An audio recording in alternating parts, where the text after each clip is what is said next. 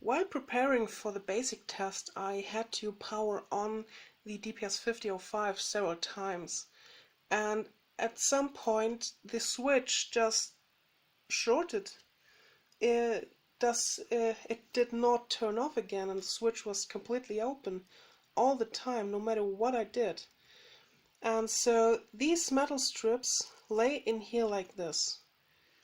The middle connector of the switch is always connected to these metal strips over here, and by sliding the this thick part on the outside, you also slide this part on the inside, and this plastic piece then pushes down these metal strips both at the same time to get a connection. So this connector is rated for 6 amps continuous under what voltage was it? 125, 250 and some DC ratings. I don't remember exactly, but it should just be fine. And I was not even pulling 6 amps, not even close, but still they got stuck in the open position, and when I removed them I just saw that this metal strip over here has a slight burn mark on this corner, and this one has a has a slight burn mark in the middle part, and I don't know why. But this burn mark, this one was the one that was really stuck, and this one was just slightly stuck but still open, and the switch failed.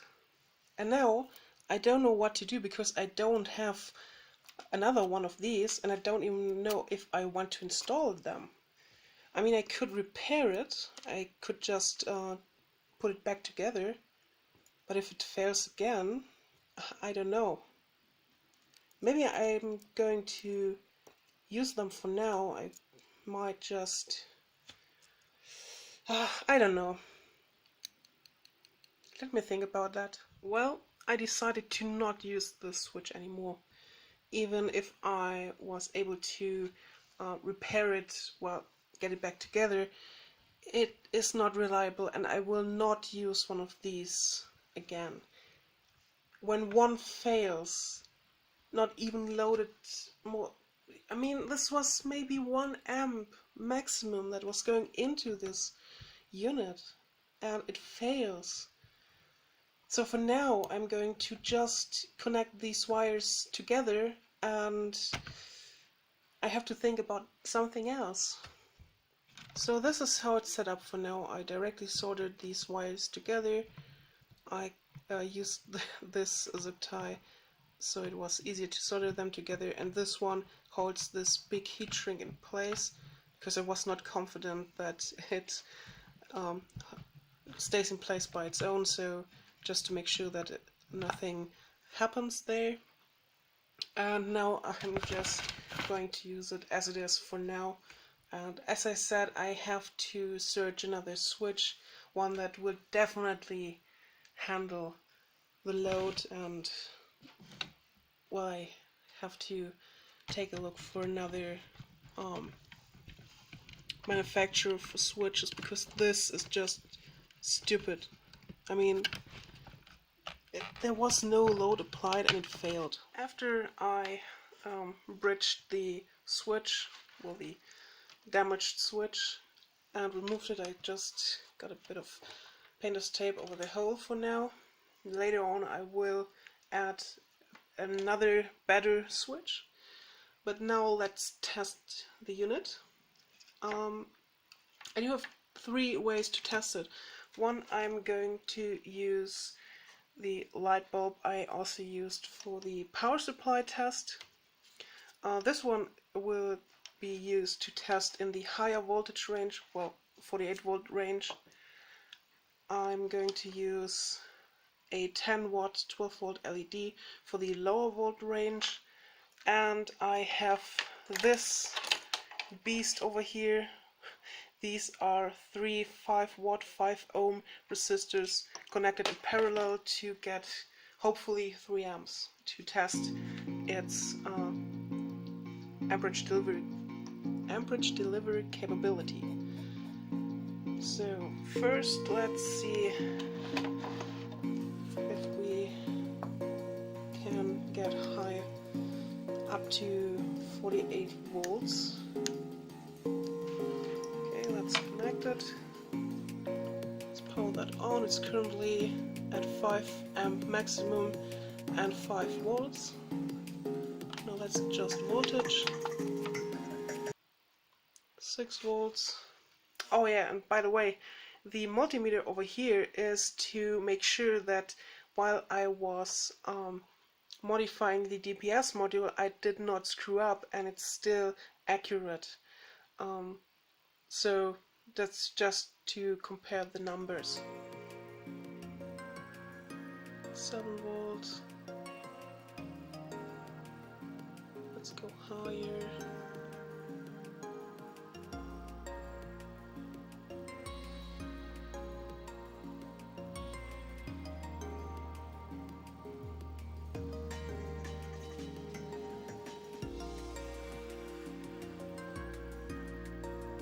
Okay, 47.15 volt maximum output with an input voltage of 48.1516, so approximately 1 voltage, 1 volt drop. 1 voltage drop, that's funny.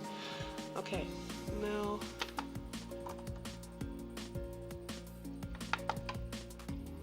okay, let's go back down.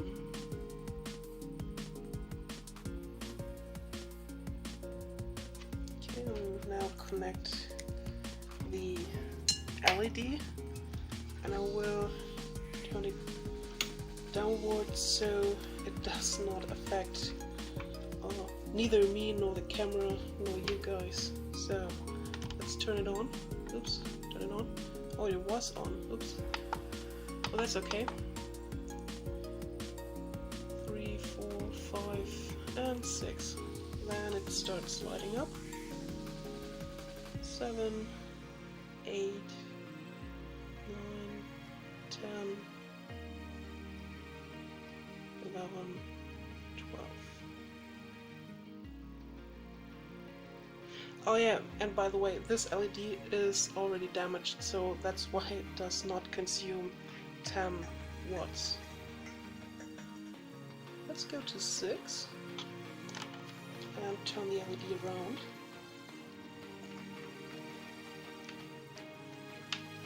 See.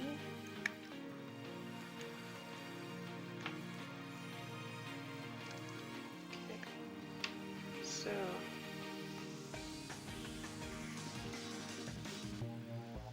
let's turn this on. And only 2 modules light up. 5.1. Oh, that's not visible for you guys.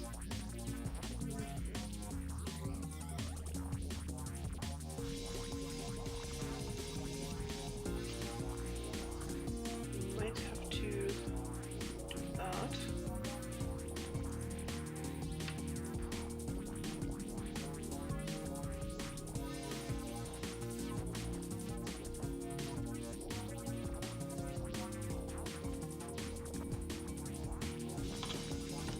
To the 0.01 volt range.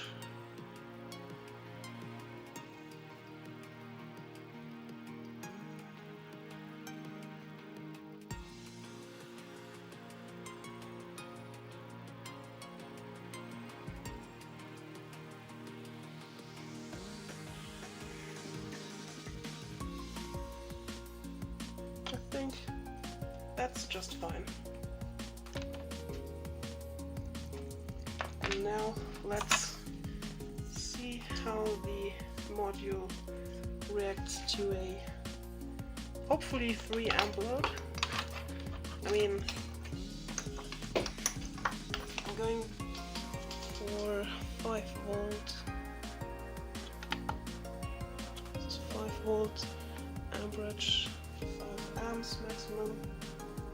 Now let's connect it. just going to let it sit over here. Now let's turn it on. And nothing. Okay, that's weird. No, that's fine. 2.5 amps. There they get warm.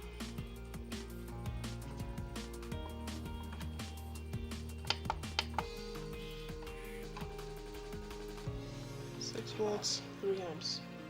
So they are not quite 5 ohms and they get really hot, really fast.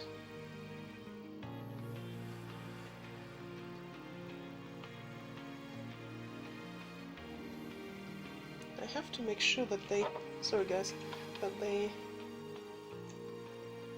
don't burn.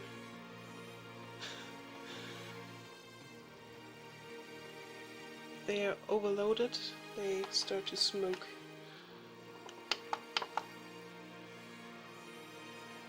This is 4 amps.